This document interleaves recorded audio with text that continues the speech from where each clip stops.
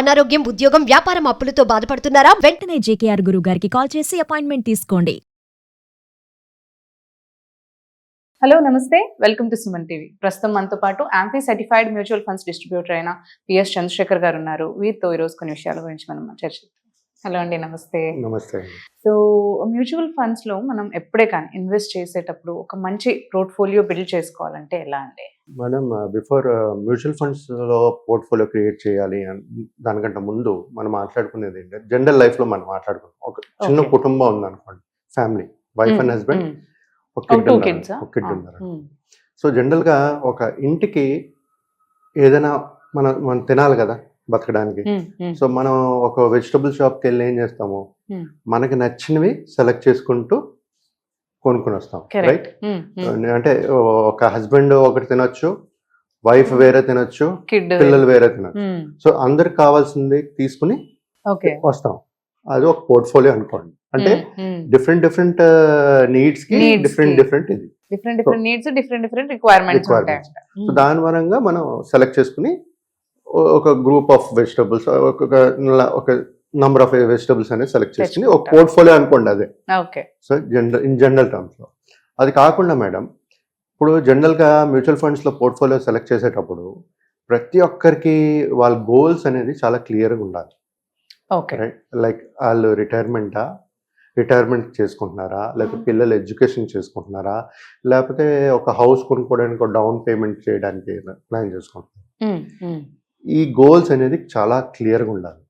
క్లియర్గా ఉండిన తర్వాత ఒక పర్సన్ రిటైర్మెంట్ కనుక్కునేటప్పుడు ఏంటంటే వాళ్ళ ఏజ్ కూడా కన్సిడర్ చేస్తూ ప్లానింగ్ అనేది చేసుకోవాలి. ఎందుకంటే వాళ్ళ రిస్క్ అప్టైట్ చూసుకోవాలి. దాన్ని బట్టి మనం పోర్ట్ఫోలియో అనేది క్రియేట్ చేసుకోవాలి.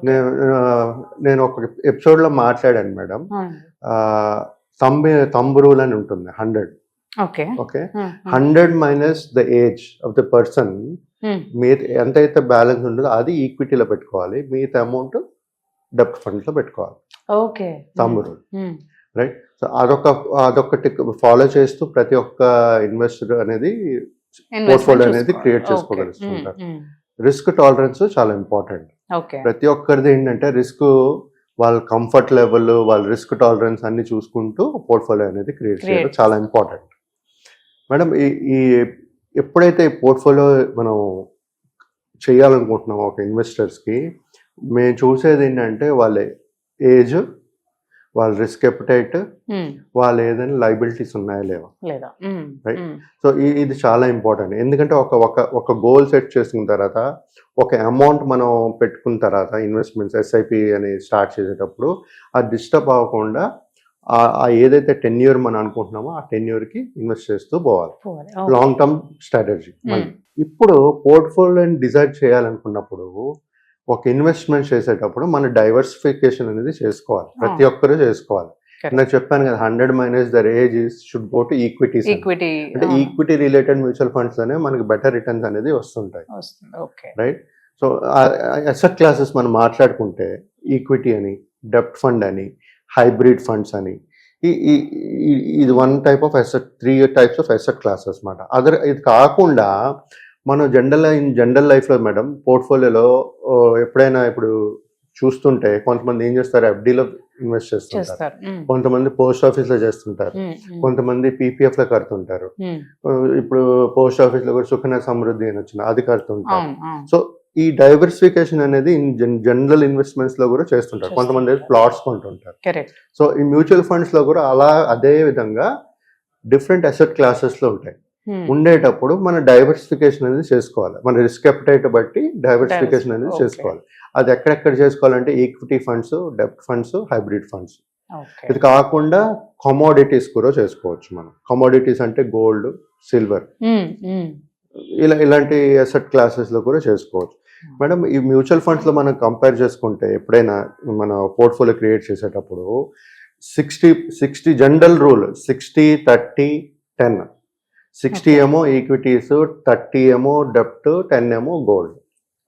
సో డైవర్సిఫికేషన్ చేసుకుంటారు. బట్ ఇంకోటి నేను ఏం చెప్పాను, ఏజ్ బట్టి కూడా, రిస్క్ అప్టైట్ బట్టి కూడా దీన్ని బట్టి చేసుకోవాలి. సో ఇప్పుడు అక్కడ ఏంటి 40%, ఇప్పుడు 60 years అనుకోండి, 100 minus 60 is 40, right? 40 should go into equity. Equity funds Remaining 60 should go into debt and gold. So ఆ విధంగా మనం ఒక పోర్ట్ఫోలియో అనేది క్రియేట్ చేసుకుంటూ వాళ్ళు. ఓకే ఇది ఒక్కసారి మనం ఇన్వెస్ట్మెంట్ చేసిన తర్వాత ఇది ఎప్పుడైతే మన గోల్ లాంగ్ టర్మ్ ఉంటుందో అసెట్ అలొకేషన్ చేసుకునేటప్పుడు పోర్ట్ఫోలియో రీబ్యాలెన్సింగ్ అవుతుంటది, మనకి రిస్క్ అనేది Okay. తగ్గించుకోగలుగుతాం. ఓకే అంటే మనం అలా చేసుకోవచ్చు కూడా. చేసుకోవచ్చు. ఎప్పుడైతే డైవర్సిఫికేషన్ చేస్తామో అవును అవును ఇది ఆటోమేటిక్ అవుతుంది. ఓకే డైవర్సిఫికేషన్ చేయకపోతే ఏమవుతుందంటే మన రిస్క్ అనేది తగ్గించుకోవట్లేదు. మనం రిస్క్ తగ్గించుకోలేనప్పుడు మనం రిస్క్ తీసుకోగలమా లేదా అనేది ప్రతి ఒక్క ఇన్వెస్టర్ తీసుకోలేరు. Risk correct. చాలా ఇంపార్టెంట్ ఇన్వెస్ట్మెంట్ చేసేటప్పుడు. తర్వాత మేడం ఈ పోర్ట్ఫోలియో ఇప్పుడు క్రియేట్ అయిపోయింది అనుకుందాం. ఓకే, ఒక ఇన్వెస్టర్ అయితే పోర్ట్ఫోలియో క్రియేట్ అయిపోయింది, వీళ్ళు ఇన్వెస్ట్మెంట్ జర్నీ స్టార్ట్ అయిపోయింది. సో ఒక్కసారి పోర్ట్ఫోలియో క్రియేట్ అయిపోయిన తర్వాత ఇన్వెస్ట్ అయిపోయినట్టుగా కాదు కదా, మనది ఎన్నో లాంగ్ టర్మ్ జర్నీ, సిచ్యువేషన్స్ మారిపోతుంటాయి. మన జస్ట్ 1 month బ్యాక్ చూడండి, tariff wars, trade war start అయింది, కరెక్ట్. అవును మార్కెట్ పడిపోయింది, పడిపోయింది. అవును. కరెక్షన్ అయింది, మళ్ళీ ఇప్పుడు రికవర్ అయింది. అవును ఇప్పుడు మళ్ళా సిచ్యువేషన్ ఎలాగుంది, పాక్ ఇండియా వార్ వచ్చేటట్టుగా అవును అవును మళ్ళీ అనదర్ సిచ్యువేషన్. సిచ్యువేషన్ సో నిన్న లాస్ట్ 2 days చూసుకుంటే, లాస్ట్ ఫ్రైడే థర్స్డే చూసుకుంటే మార్కెట్ డౌన్, డౌన్ ఉంది. అవును ఇప్పుడు మళ్ళీ ఈ రోజు మళ్ళీ recovery. So situations, incidents we cannot predict. But ఎవరైతే ఎస్ఐపి సిస్టమాటిక్ ఇన్వెస్ట్మెంట్ ప్లాన్స్ చేద్దాం అనుకుంటున్నారో, చేస్తుంటారో, వాళ్ళ ఆలోచించక్కర్లేదు. ఎందుకంటే లాంగ్ టర్మ్ స్ట్రాటజీ కాబట్టి మనకి ఆపర్చునిటీ వస్తుంటుంది. అంటే మార్కెట్ ఎప్పుడైతే మనకి పడుతుంటుందో కాస్ట్ యావరేజింగ్ అవుతుంటుంది, నంబర్ ఆఫ్ యూనిట్స్ ఎక్కువ వస్తుంటాయి. So on a longer run wealth అనేది క్రియేట్ అవుతుంది. ఇలాంటి సిచ్యువేషన్స్ లో లంసమ్ గా ఇన్వెస్ట్ చేయడం అనేది కొంచెం ఆలోచించుకుంటూ చేయాలి. ఎందుకంటే మార్కెట్స్ వాలటైల్ గా ఉంటది కాబట్టి, ఇప్పుడు సడన్ గా వార్ ఫుల్ ఫ్లెడ్జ్డ్ వార్ వచ్చింది అనుకోండి, మార్కెట్ కరెక్షన్స్ అయ్యే ఛాన్సెస్ ఉంటాయి. సో అలాంటి టైంలో లంసమ్ గా పెట్టేవాళ్ళు కొంచెం ఆలోచించి ఒక స్ట్రాటజిక్ వే ఆఫ్ ఇన్వెస్ట్మెంట్స్ లో చేస్తూ పోవాలి. మేడం ఇదే కాకుండా ఫండ్ మేనేజర్ ఉంటారు కదా, ఫండ్ మేనేజర్ మేనేజ్ చేస్తుంటారు కదా, వాళ్ళ ఎవరైతే మనం ఇన్వెస్ట్ చేసిన ప్లాన్స్ ఉంటాయి, ప్రతి ఒక్క ప్లాన్ కి ఒక ఫండ్ మేనేజర్ ఉంటారు. ఆ ఫండ్ మేనేజరు ఎంత ఎక్స్పీరియన్స్ ఉంది, ఎలా చేస్తున్నారు, కన్సిస్టెంట్ గా మనకి పర్ఫార్మెన్సెస్ వస్తుందా, రిటర్న్స్ వస్తున్నాయా, ఇవన్నీ చూసుకుంటూ ఒక పోర్ట్ఫోలియో అనేది క్రియేట్ చేసుకోవాలి. సో ఇదన్నీ పోర్ట్ఫోలియో క్రియేట్ చేయాలంటే ఒక లేమెన్ లేకపోతే ఒక ఎవరికైతే ఇన్ఫర్మేషన్ నాలెడ్జ్ ఉండదో కొత్త ఇన్వెస్టర్స్ కి, వాళ్ళు ఇలాంటి పోర్ట్ఫోలియోస్ అనేది క్రియేట్ చేయలేరు. సో మాలాంటి మ్యూచువల్ ఫండ్ డిస్ట్రిబ్యూటర్కి వచ్చేటప్పుడు మేము చెప్పగలుగుతాం, ఆ పోర్ట్ఫోలియో అనేది సజెస్ట్ చేయగలుగుతాము. వాళ్ళ గోల్స్ ని బట్టి, లేదంటే వాళ్ళ మీరు అన్నట్టు కిడ్స్ రిక్వైర్మెంట్స్ అవన్నీ డిస్కషన్ మూలంగా మనం తెలుసుకుని ఆ పోర్ట్ఫోలియో అనేది క్రియేట్ చేయగలుగుతాం. సో ఇలాంటి మంచి ఒక పోర్ట్ఫోలియో క్రియేట్ చేసుకున్న తర్వాత రెగ్యులర్ మానిటరింగ్ అనేది ఉండాలి. ఫండ్ పర్ఫార్మెన్సెస్ కన్సిస్టెన్సీ ఎలాగుంది, ఏంటి మార్కెట్ అవుట్లుక్ ఎలాగుంటుంది. ఎందుకంటే ఇప్పుడు సినారియోస్ చెప్పాను, ఇప్పుడు ఇండియా పాకిస్తాన్ వార్, రేపు ఏమో తెలియదు, రేపు US China war, we don't know. కాబట్టి సిచ్యువేషన్స్ బట్టి మన పోర్ట్ఫోలియో స్ట్రాటజీస్ కూడా మారుతూ ఉంటాయి. సో ఈ పోర్ట్ఫోలియో చేసుకునేటప్పుడు మేడం మన పర్సనేజ్, రిస్క్ అపిటైట్, గోల్ చాలా క్లియర్గా ఉండాలి. మనకి ఎంత రిటర్న్స్ కావాలి అనేది క్లారిటీ ఉండాలి. ఎప్పుడైతే మన రిటర్న్స్ కరెక్ట్గా మనం పెట్టుకుని రియలిస్టిక్గా క్యాల్కులేట్ చేసుకోగలుగుతామో మన గోల్ అనేది ఫుల్ఫిల్ అవుతుంది. అదే అన్రియలిస్టిక్ రిటర్న్స్ పెట్టుకుని గోల్ ప్లాన్ చేసుకుంటే అది రాలేనప్పుడు మన గోల్ కూడా రీచ్ అవ్వలేము మనం. సో ప్రతి ఒక్కరు నేను చెప్పేది ఏంటంటే, ఒక పోర్ట్ఫోలియో క్రియేట్ చేసేటప్పుడు మీరు మీ గోల్స్, మీ రిస్క్ అపిటైట్, రిటర్న్స్ ఇంపార్టెంట్, ఎంత కావాలో క్లియర్గా ఉండండి. దాని తర్వాత మీ ఇన్వెస్ట్మెంట్స్ ని డైవర్సిఫై చేసుకోండి. ఇప్పుడు మ్యూచువల్ ఫండ్స్ లో నేను విత్ ఇన్ డైవర్సిఫికేషన్ చెప్తున్నాను, అవుట్ ఆఫ్ మ్యూచువల్ ఫండ్స్ కూడా డైవర్సిఫై చేసుకోండి, నేను వద్దంటలేదు. కొంత మ్యూచువల్ ఫండ్స్ లో పెట్టుకోండి, కొంత ప్లాట్ ఎలాగో కొంటారు.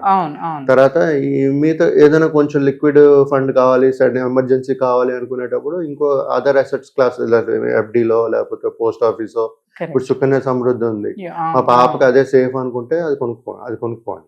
బట్ రిటర్న్స్ అనేది చూసుకోండి, ఎందుకంటే ఫ్యూచర్ లో మన ఇన్ఫ్లేషన్ బీట్ చేసే రిటర్న్స్ అనేది రావాలి.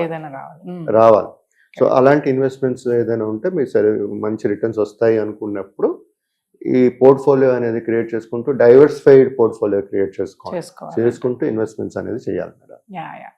ఓకే అండి, thank you so much. Thank you madam.